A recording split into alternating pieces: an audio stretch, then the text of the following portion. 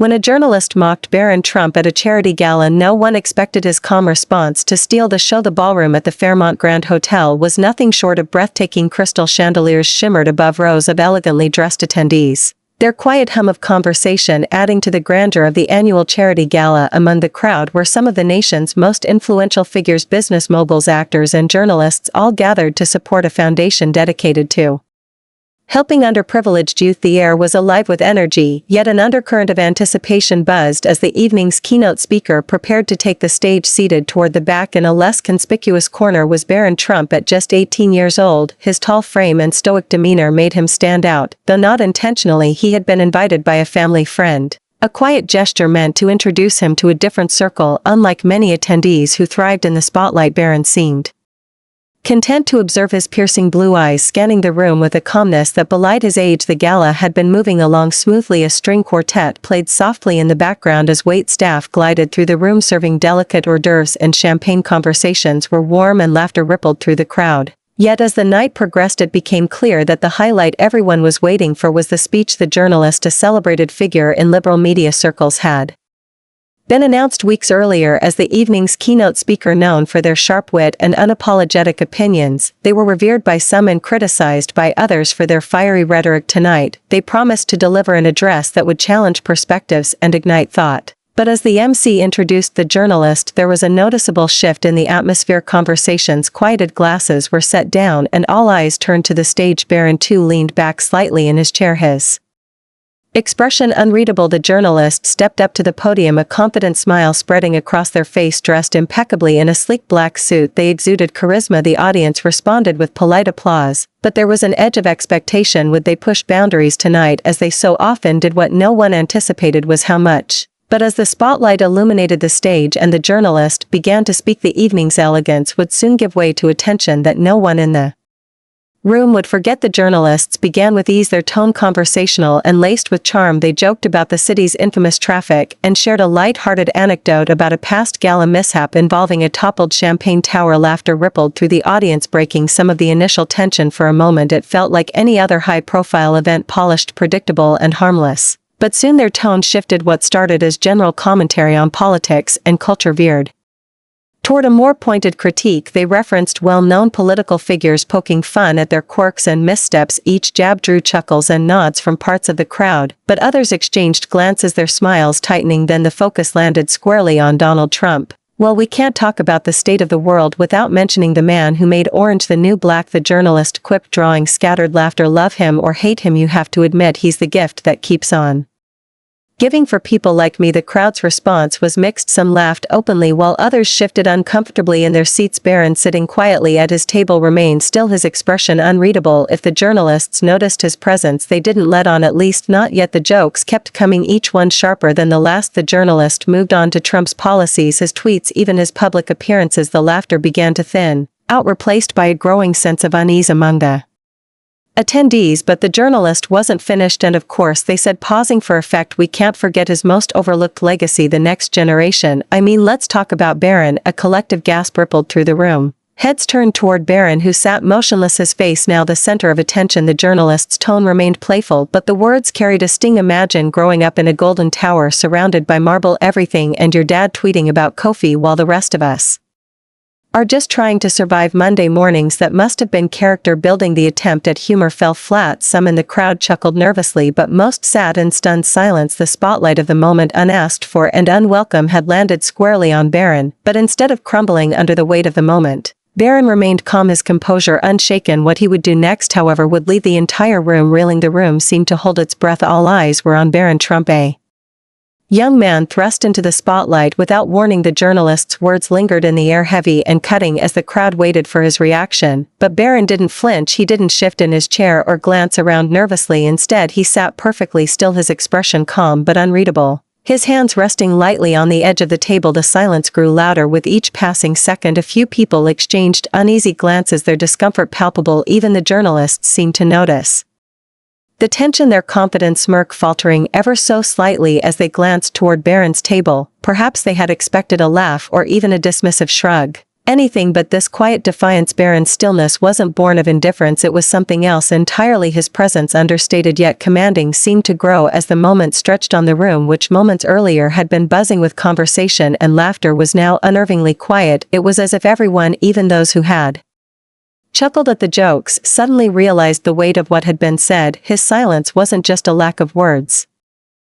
It was a statement in itself. It said, "I hear you, I see you, and I am not moved." A murmur broke the silence as someone near the stage whispered to their companion. The journalist cleared their throat, attempting to regain control of the moment. "Tough crowd," they muttered into the microphone, forcing a laugh that no one echoed. The tension was thick, wrapping around the room like an invisible fog. And then Barron moved slowly, deliberately. He pushed back his chair and stood. The soft scrape of the chair legs against the floor was the only sound in the room. At just over 6 feet tall, he was an imposing figure, his height matched by an aura of unexpected maturity. He looked out at the crowd, his gaze sweeping the room before settling on the journalist. Barron didn't need to speak, yet his presence alone commanded attention, silencing even the faint whispers at the back of the room. He stepped away from his table and walked toward the stage. Each step measured, his posture straight and unwavering. The journalist froze, their earlier confidence evaporating as Barron approached. The crowd watched, their eyes wide with a mix of anticipation and disbelief. No one knew what he would say or do, but one thing was certain: this young man was about to own the moment. But when Barron reached the edge of the stage and finally spoke, his words were nothing anyone could have anticipated. As Barron reached the edge of the stage, the crowd's collective gaze followed him. The tension in the air was almost tangible. Every second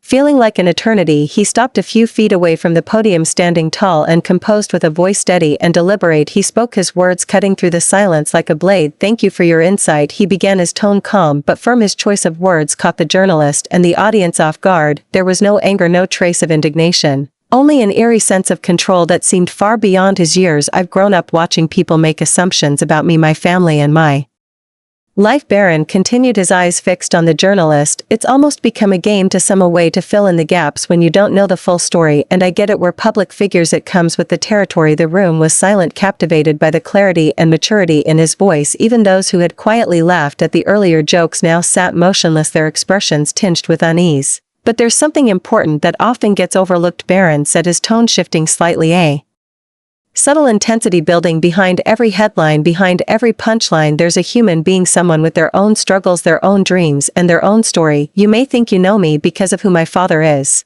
but you don't, not really." The journalist, who had been gripping the edge of the podium, now seemed visibly uncomfortable. Barron's words weren't an attack, they were a mirror reflecting back the weight of what had just occurred. "What I've learned," Barron said, pausing for a moment, "is that respect doesn't have to be earned, it should be given freely. Especially when you don't know someone's story." A ripple of murmurs ran through the crowd, but Barron wasn't finished. He turned slightly, addressing the audience now as much as the journalist. "We live in a time where it's easy to tear each other down," he said, his voice steady but filled with quiet conviction. "Words have power, they can hurt or they can heal, they can divide or they can unite, and I think we could all use a little more of the latter." The audience was spellbound. Barron's words, spoken with a calm resolve, carried a weight that seemed to transcend his age. It was clear that he wasn't just responding to a moment, he was speaking to something much larger, something universal. Barron took a step back, his gaze once again locking with the journalist's. "I hope this gives you something to think about," he said softly. There was no malice in his voice, only a quiet strength that left the room in awe. He turned and began walking back to his seat, the soft clicks of his shoes on the polished floor the only sound in the stunned silence. No one moved, no one spoke, even the journalist stood frozen, their earlier bravado completely dissolved. But as Barron sat down and the applause began to build, the real impact of his words would echo far beyond that room. The applause started as a hesitant clap from somewhere near the front of the room, but it grew quickly, spreading through the crowd like wildfire. Within moments the entire ballroom was on its feet, erupting into a thunderous standing ovation. Some clapped with admiration, others with a sense of redemption for the awkwardness that had hung in the air just minutes earlier. The journalist, still standing at the podium, attempted to muster a smile, but it was clear the moment no longer belonged to them. Barron, seated back at his table, didn't react to the applause. He remained composed, offering only a polite nod to the attendees around him. It wasn't humility or shyness, it was the quiet assurance of someone who had said exactly what needed to be said. Within hours, snippets of the moment began flooding social media. Attendees had discreetly recorded Barron's speech on their phones. And the footage was now spreading like wildfire. Tweets, Instagram stories, and TikTok clips captured the essence of the evening, with captions ranging from admiration for Barron's composure to critiques of the journalist's misplaced humor. Barron Trump just schooled an entire room on class and respect. Read.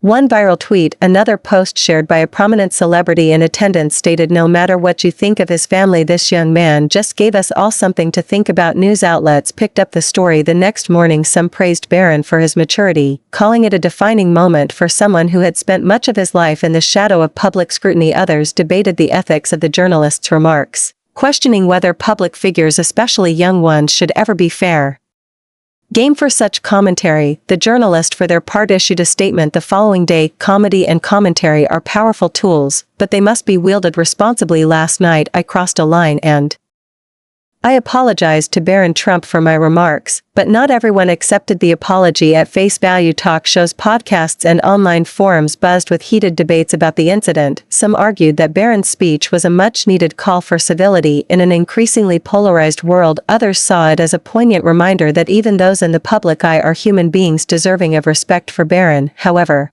the frenzy of attention seemed irrelevant. He returned to his daily life with the same quiet dignity that had defined his response at the gala. Those who knew him said he barely acknowledged the uproar, choosing instead to focus on his studies and personal interests. But while Barron moved on, the lessons from that night lingered, sparking conversations that reached far beyond the ballroom. As the dust settled from the night of the gala, its ripple effects continued to echo far and wide. News outlets eventually moved on to other stories, but the moment lived on in discussions at dinner tables, classrooms, and offices. People dissected the evening not just for its drama, but for the powerful lessons it left behind. Barron's calm and thoughtful response had struck a chord in an age dominated by outrage and instant reactions. His choice to approach the situation with poise and perspective was a refreshing anomaly. Many drew parallels to their own lives, asking themselves, how often do we pause before reacting? How often do we choose words that build instead of words that destroy? For some, the incident was a wake-up call. It highlighted how easy it is to dehumanize others in the name of humor, politics, or entertainment.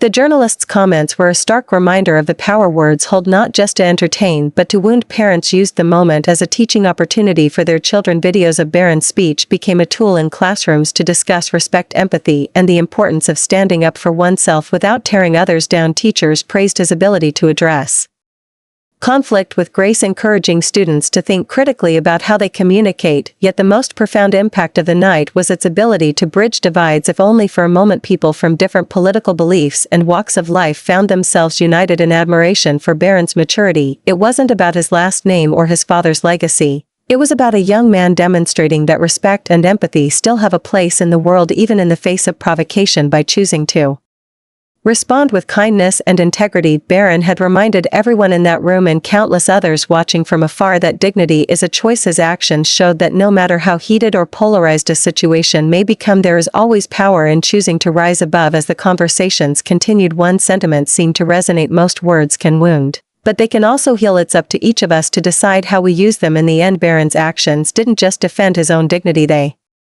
inspired a moment of collective reflection, a reminder that respect, even when undeserved, can be a transformative force. Let Barron's example be a reminder for us all: words have power, use them wisely. Whether it's with a friend, a stranger, or even someone you disagree with, choose respect and empathy. If this story resonated with you, don't forget to subscribe for more real-life stories that challenge and inspire us to be better. Let's keep the conversation going.